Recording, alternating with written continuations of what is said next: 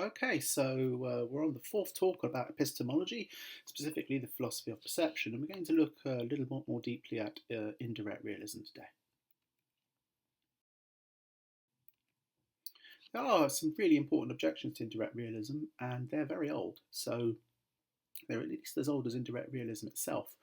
And if they're successful, they're quite problematic, and so it's important that we look at them.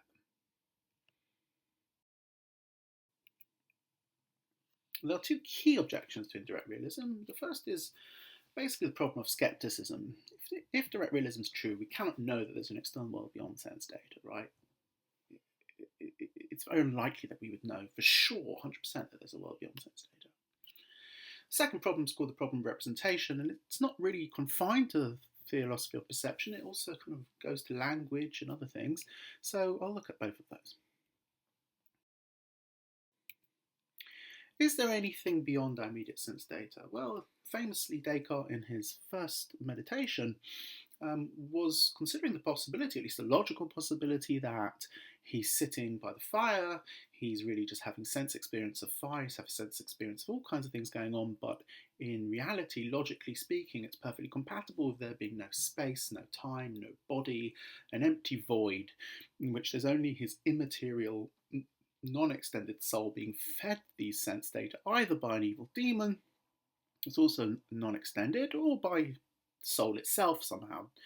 The important thing to understand here is that you wouldn't have an external world in that scenario. You just have a soul floating in the void with sense data in it. And Descartes says, well, given that I want perfect knowledge and I need to know something beyond doubt, that's logically compatible with my experiences of sense data. So how do I know there's an external world?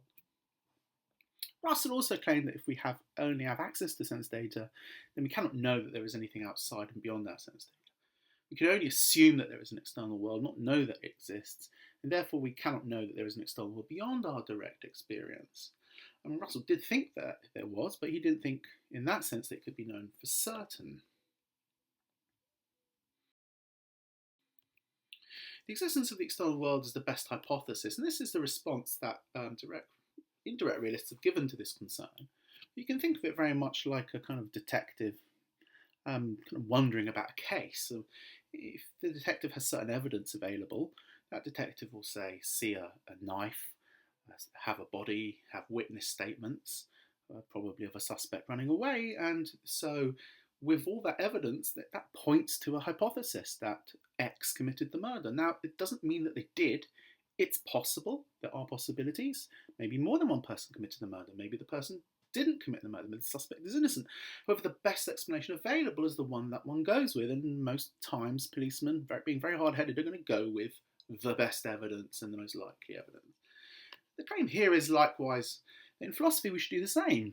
It's true that we cannot know beyond any doubt that there are external objects that cause our sense data. However, if we consider all other possible hypotheses, we understand that the most plausible hypothesis is that there is an external world, right? This is sometimes called inference to the best explanation in philosophy. We just go with the hypothesis which makes the most amount of sense of the phenomena. Occam famously had Occam's razor, which is something simple, never multiply entities beyond necessity. There are other ways of saying this, but effectively it's saying go with the best hypothesis. Well, so the best hypothesis says that either sense data are caused by my mind or some other thing outside it, like an evil demon, or they're caused by such things as objects outside my mind. 2 seems infinitely preferable to 1. That they are caused by things outside the mind seems the most sensible answer, so we'll go with that.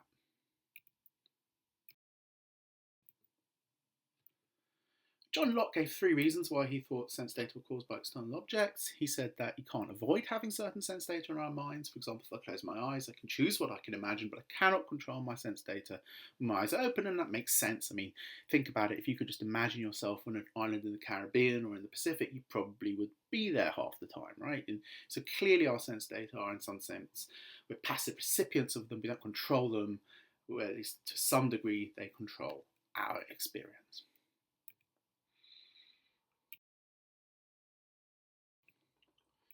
John Locke also made the important claim that sense data confirm each other. We can confirm sense perceptions of one another. For example, if I see a fire, I can go and feel that it's hot. If I see a violin playing, I can go and see the violin and confirm it's there. I mean, I might hear one playing and see a stereo or something, but the fact is that our sense data tend to confirm each other. And so there's obviously a kind of logical structure to the world that's somehow reflected in sense data.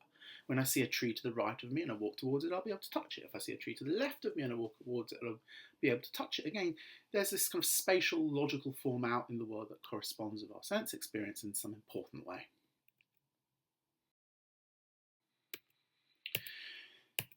Finally, John Locke says that sense data are not just playthings of the imagination. This means that when we see things, we cannot just wish them away from our experience or indeed from the world with our minds alone. Sense data have a certain kind of temporal flow to them. We can't undo that temporal flow. We can't kind of rewind an essay we've written in our heads. We write the essay, let's say, on a piece of paper. We can't wish that experience away and make it null and void. There's a certain kind of factical what we might call facticity. There's a certain kind of passivity to all sense experiences, not just that we receive them, but that their temporal flow is such that we're bound to them. So Locke gives the three reasons.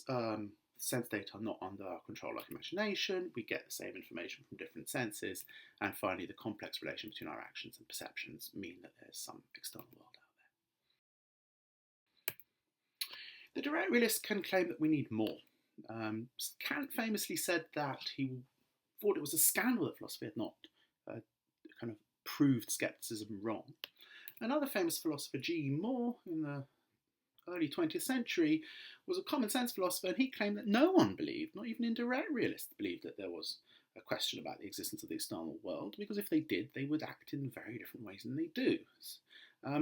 We all know for 100% that there's an external world, and in his lectures he'd famously put up his hand and say, here's one hand, and then he'd lift the other hand and say, here's another, and he'd challenge his students to show that that was not absolutely certain. And that's not really an argument, it's more of a kind of intuitive claim, but the point Moore's making is that intuitive claim, that intuitive feel, if you like, is so fundamental to us that it makes no sense to question it in any meaningful way. So the direct realist thinks that the external world is more than a hypothesis, but must be known for certain. That's G. Moore's point. And G. Moore would obviously put his hands up, as I've said. Right, so the problem of representation is another problem, and it's one that we now need to look at. The problem of representation basically says, look, well, how can sense data represent things in the world?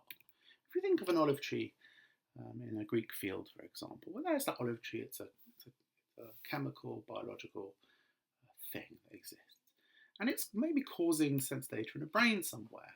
The brain will have kind of biochemical events going on in it, and those little circuits firing away and so on and so forth. Now, those things are, let's say, being caused by the olive tree, but how do they represent it? I mean, representation usually means that something's like something else in some way. But those chemical processes in the brain, those events, they don't look anything like an olive tree. If we went into someone's brain when they were looking at an olive tree, we wouldn't see a little olive tree in there. There was no way we could even correlate the two things. So how can sense data relate? How can they represent an olive tree? If you think about it that way, it's absurd. It seems truly impossible. So the problem of representation says if sense data are in the mind, then they are probably chemical and biological events in the brain. The question becomes how biological and chemical events in the brain can match up to non-biological and physical things in the world. How does sense data represent objects? That just seems impossible. Now, the answer to this was kind of given by Wittgenstein. Although he didn't make any claims here on philosophy of perception, he did make certain claims about the relation of language to reality in the Tractatus. And he came up with the following kind of analogy. He said, well, imagine the connection between the grooves on a record, the music that will come out of that record when it's played, and the score of that music in music theory. Those things don't look anything like each other. They, in fact, don't even probably touch the same sense experiences. But they are logically related. There is a pattern that goes through all of them that explains all of them. And that Wittgenstein calls logical form. And he thinks logical form is what language shares a reality, and it's what I would imagine the sense data share with the external world. The wax grooves on the record, the music that we hear, and the score of the music that's written are all connected by logical form. This is how the sense data can be like the tree, right? This is how I think maybe an indirect realist could respond.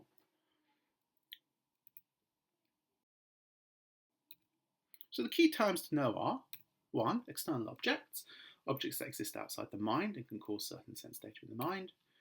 Representation, the idea that one thing can represent another, i.e. it can be like it, similar to it in some way, make it present again.